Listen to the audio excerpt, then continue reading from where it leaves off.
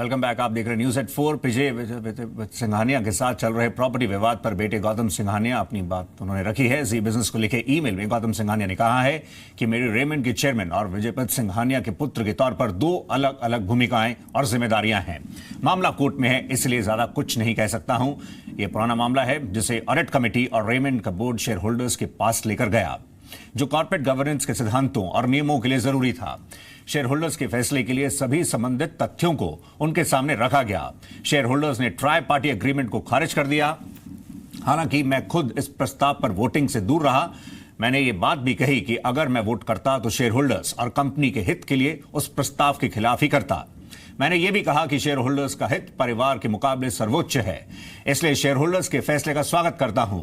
एक पुत्र के रूप में निजी विवादों पर मैं अपने पिता और परिवार से पिछले 2 साल से लगातार बातचीत कर रहा हूं।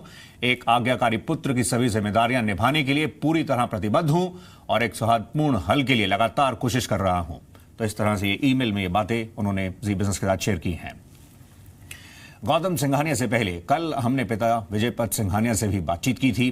वो इस पूरे विवाद को कैसे देखते हैं, सुनिए ये पूरी बातचीत।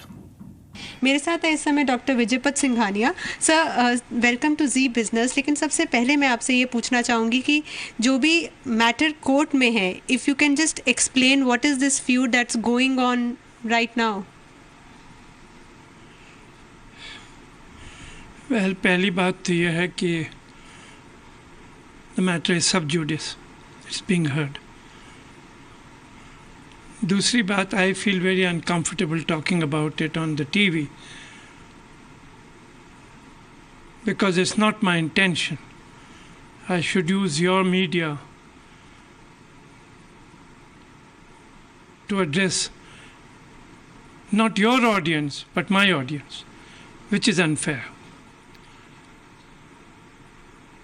In a nutshell, it is a issue with my son.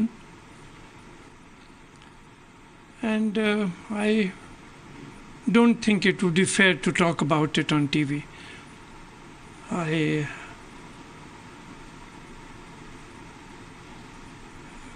Well, he's doing what he feels is right. I am doing what I think is right. But since you've said that the matter is in court, as we were having a discussion also, don't you also think that it's right to fight for what you feel right, whatever age, whatever be the circumstance? I do feel I'm right.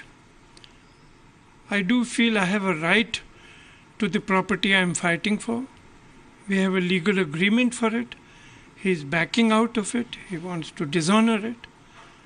I have gifted the company to him, maybe very stupidly.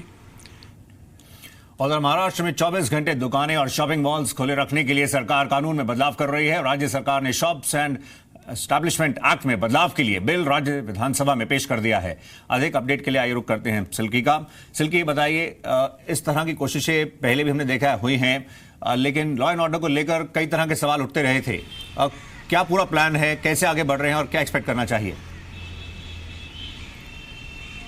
देखिए, जो हमें जानकारी मिली है उसके हिसाब से विधानसभा में ये जो बिल है इसे पेश किया गया था और उसे मंजूरी मिल गई है। अब महाराष्ट्र काउंसिल के पास ये गया है और वहां अगर इसे मंजूर किया जाता है तो फिर महाराष्ट्र में शॉप्स एंड एस्टैब्लिशमेंट एक्ट में बदलाव किया जाएगा और 24 घंटे 365 दिन जो शॉप्स हैं वो खुले रहेंगे। और इससे जो मुंबई की नाइट लाइफ है इसमें भी काफी रौनक देखने को मिलेगी, क्योंकि देर रात तक शॉपिंग लोग कर सकेंगे। 11 बजे से 5 बजे तक बैक एंड ऑपरेशंस किए जा सकेंगे और मॉल्स और बाकी जो एस्टैब्लिशमेंट्स हैं वो अपने बैक एंड ऑपरेशंस के लिए रात 11 बजे से 5 बजे सुबह तक अपने बैक एंड ऑपरेशंस को कंप्लीट कर पाएंगे।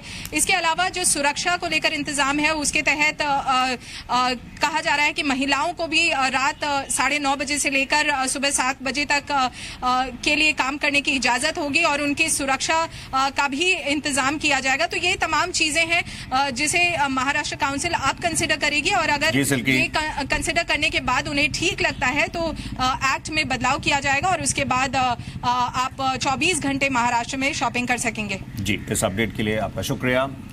तो न्यूज़ एट 4 में फिलहाल इतना ही। नमस्कार।